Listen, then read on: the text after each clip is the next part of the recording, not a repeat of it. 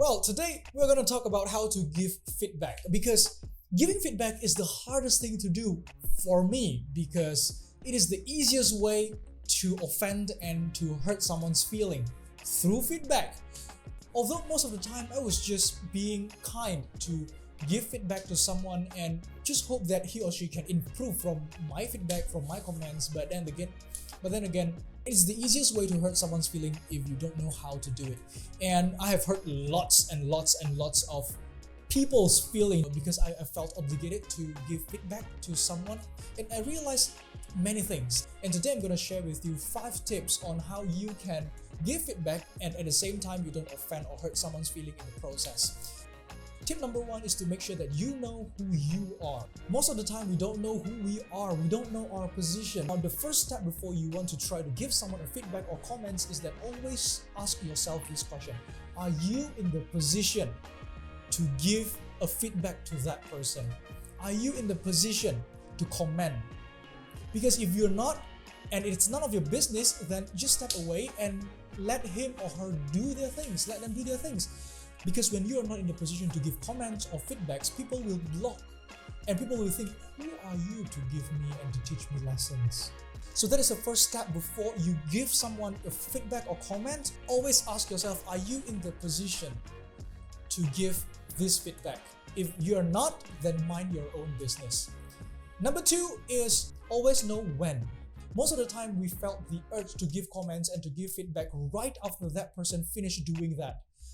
I think that it is not the right time. It's never the right time if it is right after he performs or she performs. Because when we perform something, when we do something, we need lots of concentration, we have lots of preparations, and after that we are tired.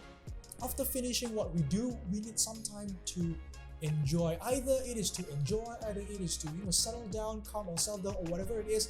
Just give us time. Give them time to just settle down, to enjoy whatever he or she is doing. And then after that, after 5 to 10 minutes, after he or she sit down, a cup of coffee, or waiting for someone to pick him up, then at that moment you can just approach that person and then give feedback.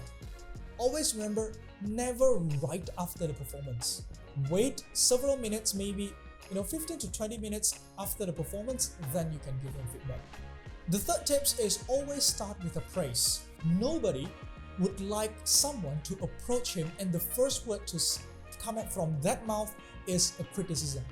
Nobody likes it. So the opening should be a bridge to connect between you and that person. And that bridge is built through praising. I don't mean to sugarcoat things. Find 2 or 3 positive things that he or she has done well during the performance, and then tell that person why. First, it is because that person will feel comfortable about you, and the second is they might not realize that they has done good or done well in that part until you mention it. So most of the time, the one that really helps a lot is what they has done well, but they do not realize, and you pointed that out, and they will keep it forever. And I think that is one way to build a bridge. And then, after that bridge is built, after we feel comfortable with each other, then you give them only one inputs, only one room of improvements. And that brings us to tips number 4. Only give 1 tips at a time, 1 feedback and 1 suggestion at a time that he or she can improve directly.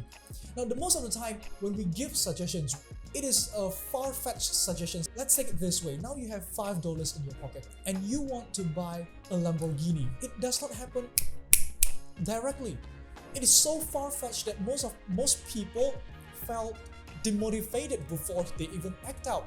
So the way you want to give feedback is always start with a very simple thing, very little thing that he or she can improve on directly towards the bigger goal. That is what I call as the baby steps. Remember to always give inputs one at a time, a feedback that he or she can use directly in her next performance. And that is what I call the tip number 5, the baby steps. I hope that through this video, we can build a better community, a better world for everyone in this world by encouraging everyone, by giving positive feedback to everyone, at the same time not hurting other people's feeling. If you like this video and you think that this video benefited you in some way, click like and click the subscribe button, and remember to click the bell for notifications of my further video. And if you have any comments, any suggestions, or any topic you want to discuss on my next video, please write down in the comment down below. See you in the next video.